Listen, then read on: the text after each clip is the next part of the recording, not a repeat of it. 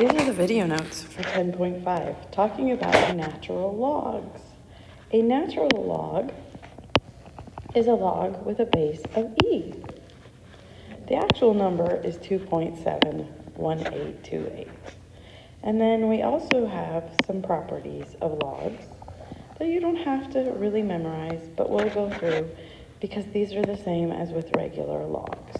Okay, so if I graph, the blue graph is the e to the x, and then the red graph is the ln. And I'm looking over here and here. So the domain of the blue graph is going to be from negative infinity to positive infinity. And the range is 0 to infinity. And then the exponent's asymptote is y equals 0. These two equations are inverses of each other. So the range on the ln x is negative infinity to positive infinity, and the domain is 0 to infinity. And then your asymptote is x equals 0. So natural logs work the same as logs with other bases like 3 and 10 and such, and they also have the exact same transformations. So even though this says a times ln x minus h plus k, or a times e to the x minus h plus k, all the rules are still the same. So if we look at the first one, it says y equals 1/2 ln of x minus 3 plus 1. Okay, so our transformations, we still have three things going on. The first thing is our normal right 3. And then the second thing is our vertical compress 1/2. And the third thing is up 1. Okay, so if I were to graph this in my Desmos, this is going to go right 3 because it's a log. And so my asymptote is x equals 3. And then I would go like this, voila. So then my domain is going to be from 3 to infinity, and my range is all real numbers. Then my second equation, negative 3 times e raised to the x plus 5 minus 2. Transformations are still the same, 1, 2, 3. First thing is going to be left 5. Second, I'm going to reflect over the x-axis and vertical stretch 3. And then finally, I'm going to go down 2. So this is an exponent. And if I were to graph this in my Desmos, I would see that my asymptote would be down 2. And then normally this would graph as an exponent going here like so. But because we have a negative, it is going to reflect the other way. When I say reflect the other way, I just mean that it's going to reflect across the x-axis. So this one will actually graph down here. Again, you can put this in your Desmos to double check. So my asymptote is going to be at y equals negative 2. And then your domain is all real numbers, and your range is negative infinity up to negative 2. No brackets on these, because remember, you don't touch.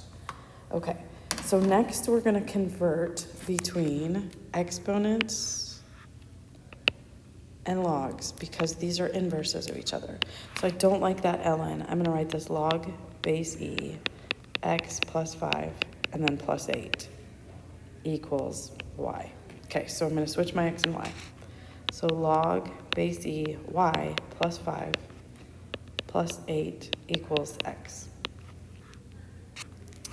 Then I'm going to move the 8 to the other side and make it negative 8. Now I'm going to loop-de-loops. So then I'm going to have e to the negative 8 plus an x is equal to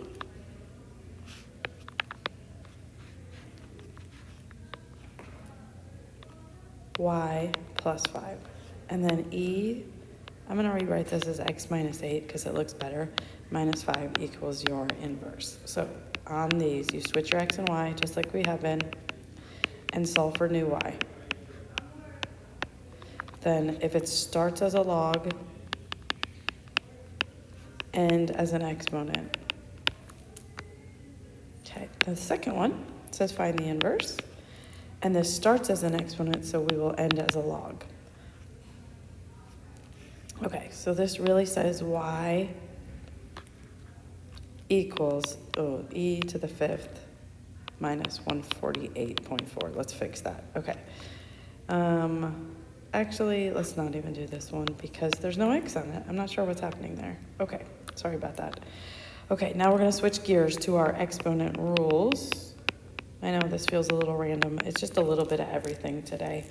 So 16 divided by 4 is 4. So you actually divide your regular numbers like we did on our last test. And then we're going to subtract our powers. So we're going to have e to the 3. Then the next one, 4 e to the 3rd, all raised to the 2. So 4 to the 4 is 16, not 8.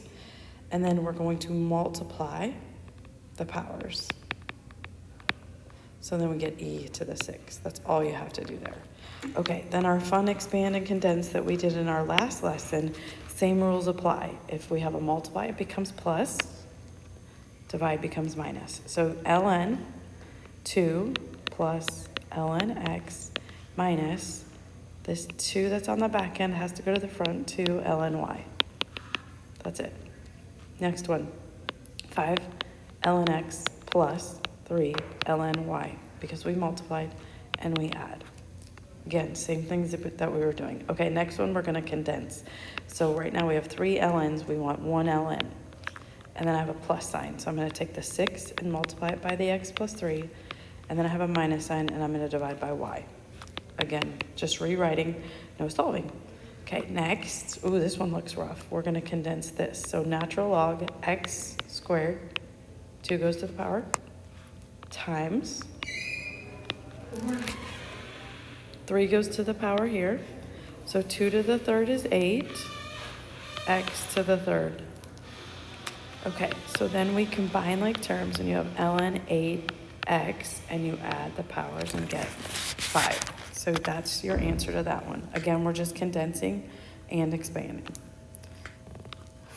Okay, now we're going to solve like we did in the logs our last unit. So as long as there's just one ln on both sides, you can cancel. So on 10, you have one ln on both sides. So cancel, cancel. 22 equals 5x plus 2 minus your 2. 20 equals 5x, divide by 5. X will be equal to 4. Then the next one, oh good, we still just have 2 ln's, one on each side. So cancel, cancel. 14 equals x plus 2, and then I'm going to subtract 2 from both sides. So 12 equals x. So that is the end of our natural log lesson. Again, this ln, or cursive ln, is just a natural log, and its log has a base of e, and all the rules from regular logs or common logs still apply.